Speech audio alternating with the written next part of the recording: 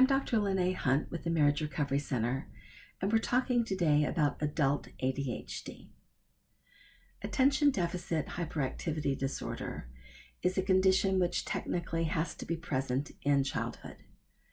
This isn't a condition that suddenly appears in adulthood. But just because it's present in childhood doesn't necessarily mean that it's diagnosed there.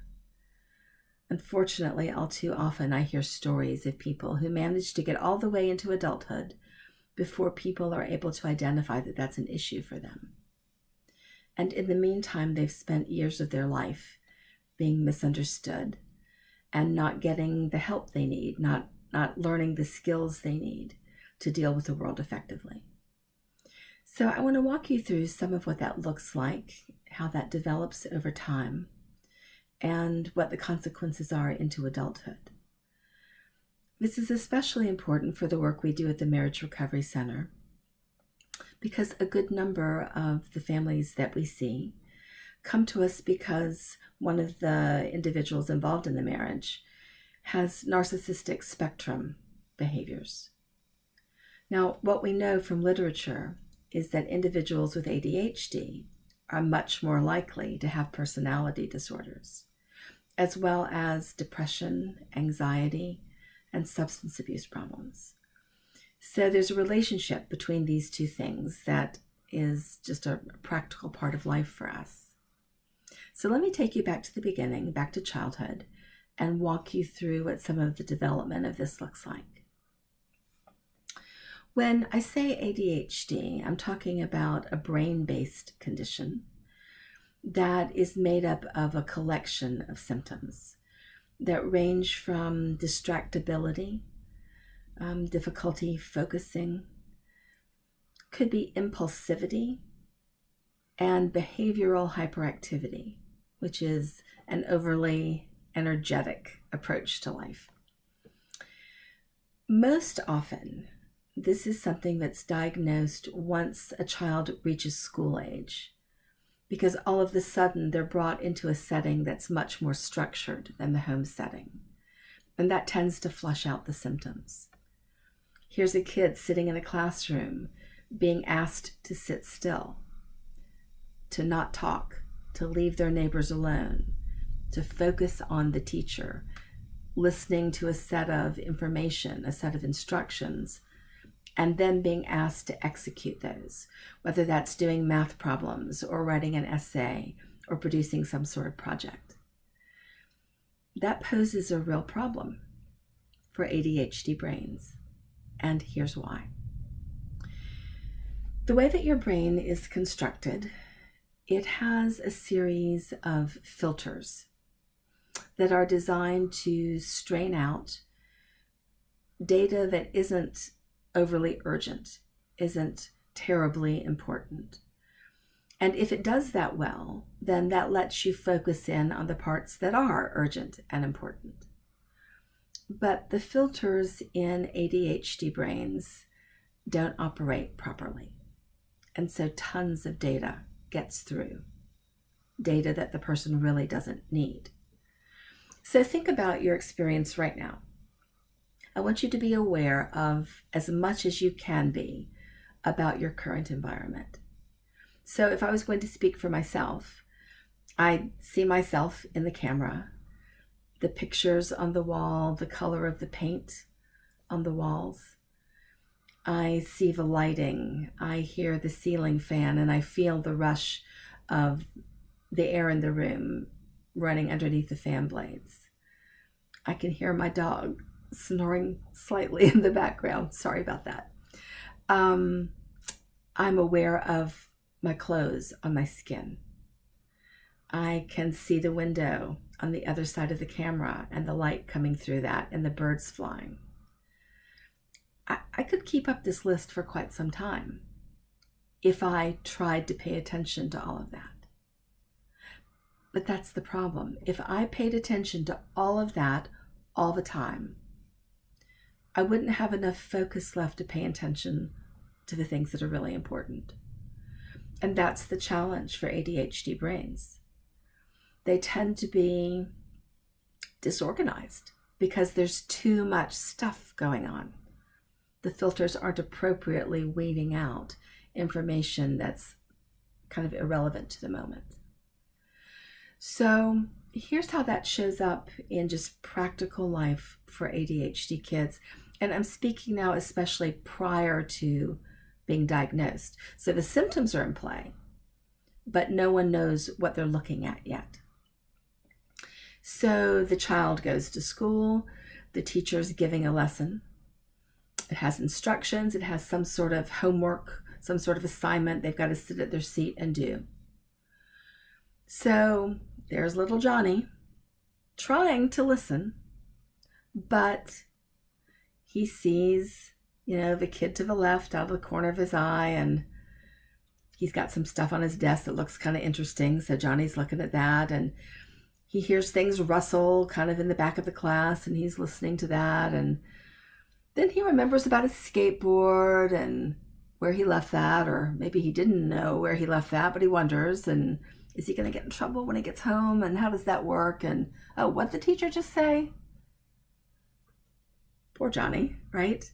Because by the time he wades through all of that stuff, the teacher's done, and the rest of the class is busy getting on to the task that's been assigned them, and Johnny has no idea what he's supposed to be doing. And he's looking around sort of lost, and so he kind of whispers to his classmate, "What are we supposed to be doing?" Which of course the teacher hears, and she says to Johnny, "Johnny, work quietly at your desk. Don't disturb your neighbor." Well, he wasn't trying to disturb his neighbor, but he's lost. He doesn't know what he's supposed to be doing. So now he's behind.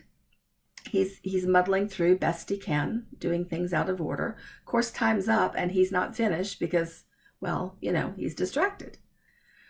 So the teacher begins to give feedback to Johnny. You talk too much. You're too restless. You're disturbing the people next to you. You're not finishing your work. You're doing work that's sloppy. That's not precise enough. Your handwriting is all over the place. Do better. Listen harder. Focus more. Pay attention, Johnny. He wants to. He wants to. And he tries. But this isn't a matter of trying. This is a brain that is on overload. There's just too much stuff coming through. So Johnny tries, but his trying doesn't lead to fruitfulness.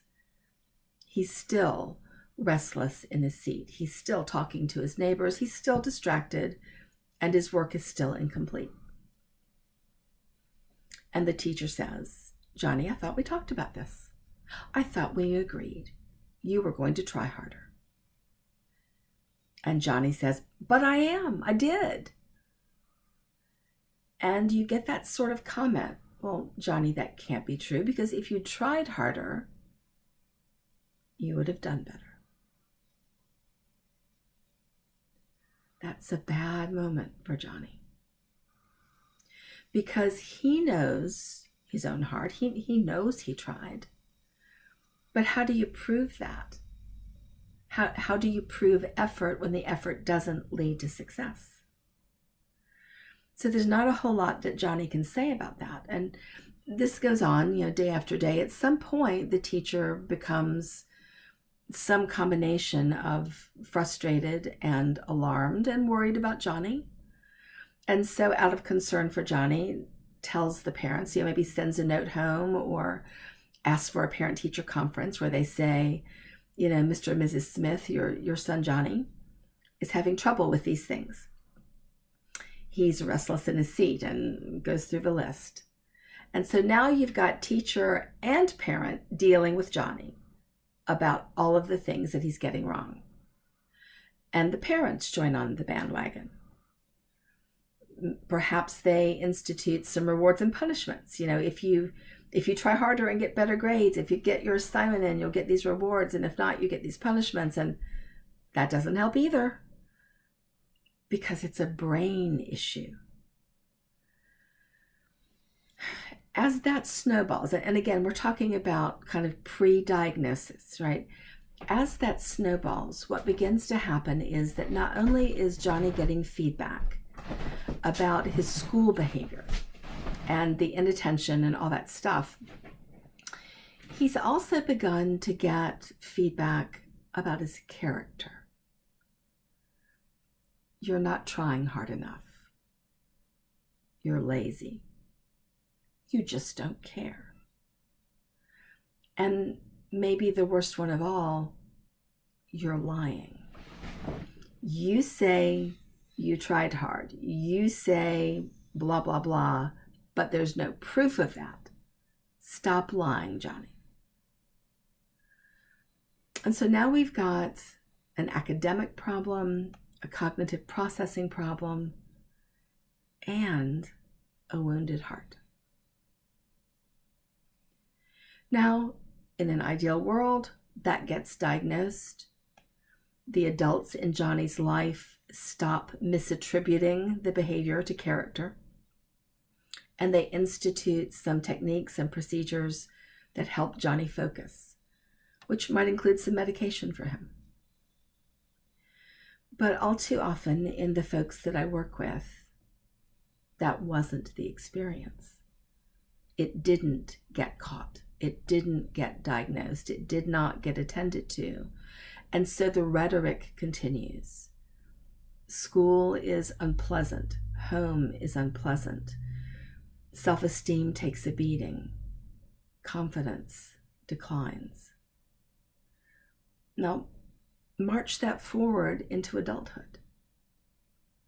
And here's a person whose experience of life has been that. I don't get things right. There are all these character accusations. Still can't focus. Distractible. Organization is a problem.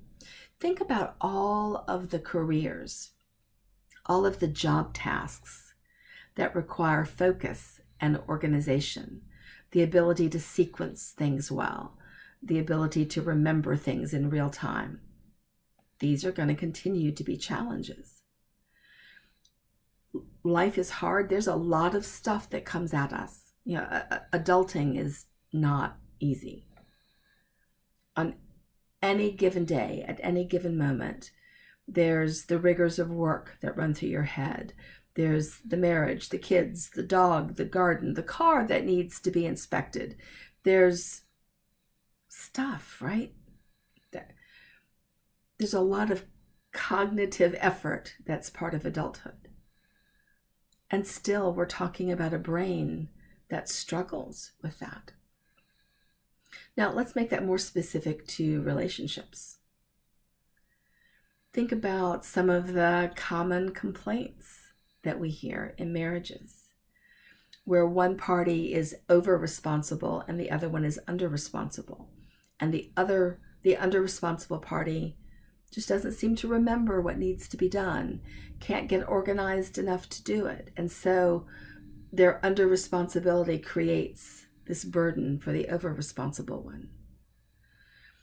They try to have conversation, and the one with the ADHD misses half of what was said, pays attention to the less important parts and misses the more important parts. They're inconsistent in their behavior. You can imagine how their partner, if they don't know what's going on, could interpret all of that as meaning you don't care about me. You're not trying hard. That accusation again. You're not trying hard. And it's the same sort of problem. Even if they are trying hard, they may not have a lot to show for that. Communication tends not to go smoothly. Folks with ADHD brains, when they give information, when they tell a story, often tell it out of sequence. They have to backtrack a few steps and start over and then bring you up to speed and then backtrack again. They can be hard to follow. It requires some patience to live with someone who has ADHD. they're worth it. They're worth the patience. But there is that reality. This is a little bit taxing on the relationship. Part of what I say to my clients who are in that scenario is that it's important for them to understand their story, to understand the painfulness that's occurred in their life as a result of being not seen, misunderstood, blamed for things they couldn't help. It's important for them to identify the messages that were spoken to their young hearts, messages that perhaps they continue to believe into adulthood. I'm just a screw up. I'm not smart. I'm lazy. I have no follow through. Those things are probably not actually true, but they've come to believe them because it was told to them so many times. There probably are going to be self-esteem wounds, self-confidence wounds that need to be identified and healed. Because if they're not, then those wounds themselves take on a life of their own. And they'll affect their behavior in the marriage, in their friendships with their children, at their jobs. There's a lot on the line here where ADHD is in play. It's worth attending to. It needs to be attended to.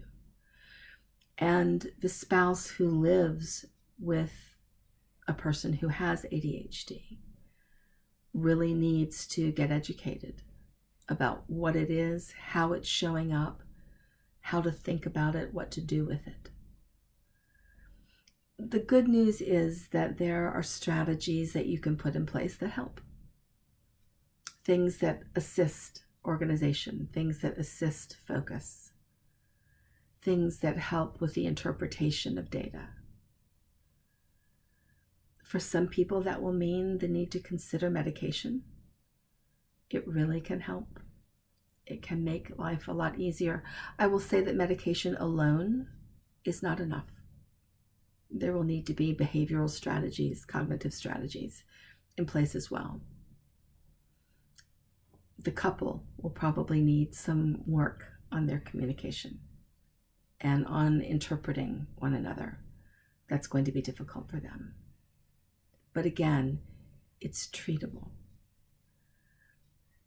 That brain may not ever be without the ADHD, but the person who owns that brain can learn to live with it in a way that minimizes its impact, both functionally, cognitively, emotionally, and relationally. And so that's my encouragement to you.